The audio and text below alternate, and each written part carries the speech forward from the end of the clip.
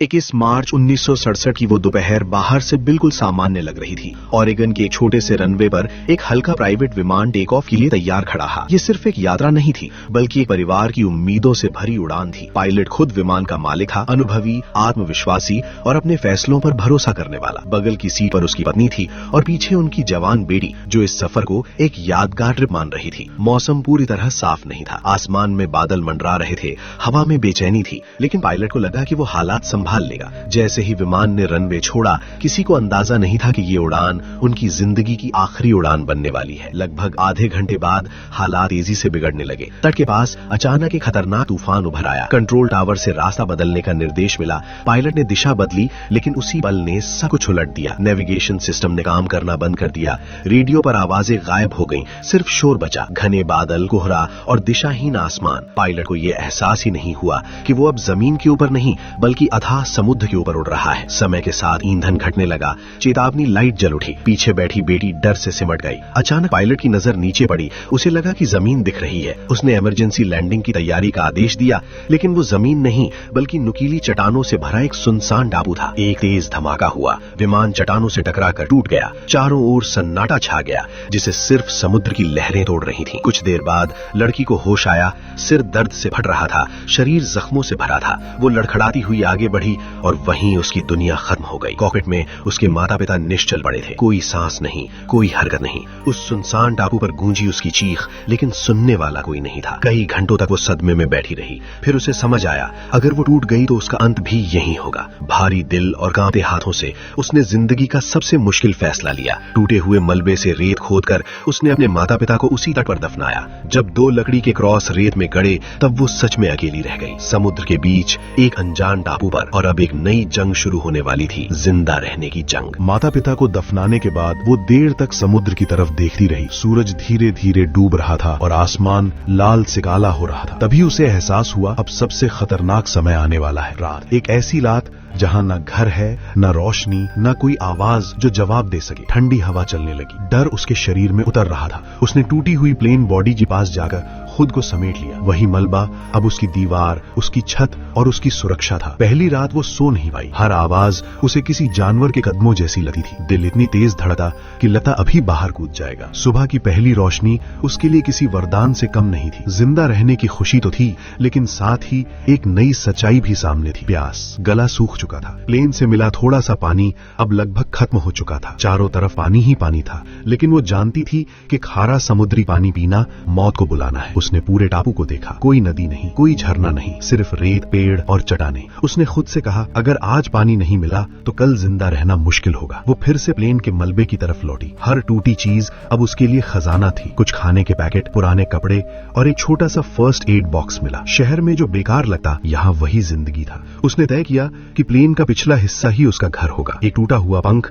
उसने छत की तरह लगा दिया। ये कोई घर नहीं था, लेकिन जान बचाने के लिए काफी था। दोपहर होते होते भूख भी लगने लगी। दूर दूर तक नारियल के पेड़ दिख रहे थे, लेकिन वे बहुत ऊंचे थे। पत्थर मारकर नारियल गिराने की कोशिश की, नाकाम रही। कमजोरी बढ़ रही थी। तभी उसके दिमाग में एक आइडिया आया, प्लेन की सीट बेल्ट। उसने बेल्ट काटकर एक फंदा बनाया, पेड़ के तने पर पैर टिकाए, फंदा लगाया और चढ़ने की कोशिश की। पहली बार फिसली, हाथ छिल गए, खून निकल आया। दर्द असहनीय था, लेकिन नीचे बैठकर मर जाना उससे भी बुरा था। कई कोशिशों के बाद वो ऊपर पहुंची, नारियल तोड़ा, नीचे उतारा। जब उसने पहली बार नारियल का पानी पिया तो उसे लगा जैसे उसकी रगों में जान लौट आई हो। उस पल उसे एक बात साफ समझ आ गई कि ये टापू उसे मारने के लिए तैयार था, लेकिन वो हार मानने के लिए तैयार नहीं थी। ये सिर्फ शुरुआत ही, असली परीक्षा अभी बाकी थी। नारियल का पानी मिलने के बाद उसकी जान तो बच गई, लेकिन ये सिर्फ अस्थायी राहत थी। शरीर को चलाने के लिए सिर्फ पानी काफी नहीं था, उसे खाना चाहिए था। ऐसा खाना जो उसे ताकत दे सके। दिन में किसी तरह वो खुद को व्यस्त रख लेती, लेकिन असली डर सूरज ढलते ही शुरू होता। रातें उस टापू पर सबसे क्रूर थीं। चारों तरफ घना अंधेरा, समुद्र की डरावनी आवाजें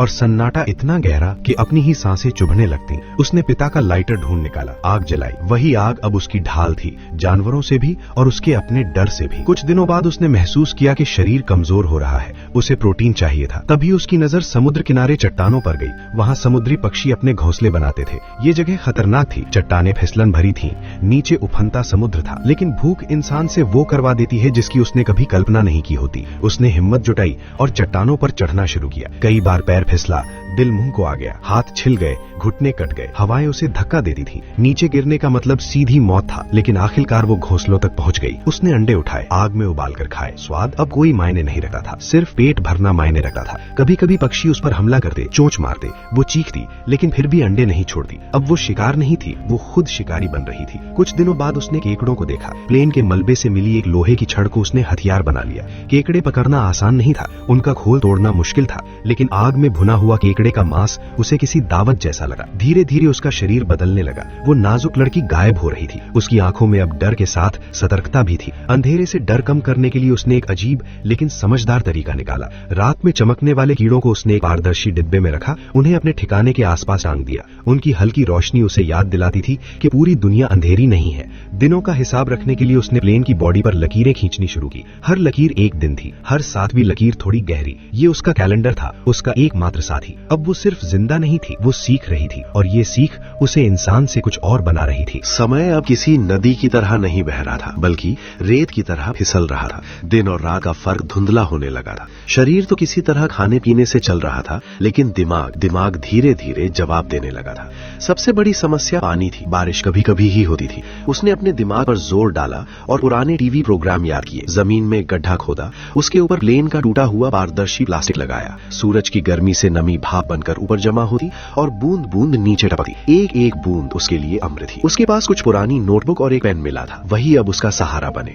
वह हर दिन कुछ न कुछ लिखती। आज बारिश हुई, आज बहुत डर लगा, आज मम्मी की याद आई। कभी वो माँ से बात करती, कभी भगवान से झगड़ती। लिखना उसे पागल होने से बचा रहा था, लेकिन अकेलापन बहुत खतरनाक होता है। दिन बीते गए, हफ्ते महीनों में बदलने लगे। एक दिन उसने खुद को जोर जोर से बोलते हुए पाया, बिना किसी के सामने। तभी उसने एक नारियल के सूखे खोल पर आंख और मुंह बना दिए। उसे नाम दिया होप। वह उससे बातें करती, हंसती, कभी गुस्सा करती। कभी कभी उसे लगता कि होप उसे जवाब दे रहा है। ये दिमाग का बचाव था, पागलपन से बचने की आखिरी कोशिश। उसने एक बार टापू से भागने का फैसला किया। लकड़ियां इकट्ठा की, प्लेन के मलबे से जोड़कर एक बेड़ा बनाया। कई दिन लगे। जब बेड़ा तैयार हुआ और उसने समुद्र की तरफ देखा तो उसका दिल बैठ गया। अंतहीन पानी, तेज लहरें, कोई दिशा नहीं। उसे समझ आ गया कि ये रास्ता मौत की तरफ जाता है। उसने बेड़े को वापस बांध दिया। वो बेड़ा वहीं पड़ा पड़ा सड़ने लगा, बिल्कुल उसकी उम्मीद की तरह।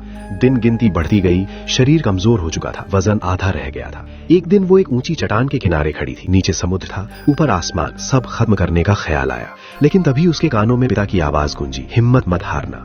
वह वहीं टूट गई, घुटनों पर गिरकर रो पड़ी। और उसी पल उसने फैसला किया, अगर मरना ही है तो लड़ते हुए। उसने अपने लिए एक रूटीन बनाया। सुबह दौड़, हल्की तैराकी, दिन में खाना ढूंढना, शाम को आग तैयार रखना। उसने समुद्र किनारे बड़े बड़े पत्थरों से SOS लिखा। अब वह इंतजार नहीं कर रही थी, वह तैयार हो रही थी। दिन अब गिनती के बोझ बन चुके थे। उसके शरीर में ताकत नाम मात्र की बची थी, लेकिन एक चीज थी जो अब भी जिंदा थी, उम्मीद। वो हर सुबह समुद्र की तरफ देखती, जैसे किसी अनजान चेहरे का इंतजार कर रही हो। कई बार कुछ नहीं होता, कई बार सिर्फ लहरें जवाब देती। एक दोपहर वो अपने टूटे हुए ठिकाने के पास बैठी थी। सामने रेत पर लिखा SOS धूप में फीका पड़ चुका था। वो उसे फिर से ठीक करने की सोच ही रही थी कि उसकी नजर दूर क्षितिज पर पड़ी। कुछ अलग था, बहुत दूर, पानी और आसमान के बीच एक काला सा आकार। पहले तो उसे लगा कि ये उसकी आंखों का धोखा है। इतने महीनों में उसका दिमाग कई बार खेल खेल चुका था, लेकिन वो आकार हिल रहा था। उसका दिल जोर से धड़कने लगा। वो उठी, लड़खड़ाई, फिर दौड़ पड़ी। वो जानती थी ये उसका आखिरी मौका हो सकता है। उसने पागलों की तरह आग जलाई, सूखी लकड़ियों के साथ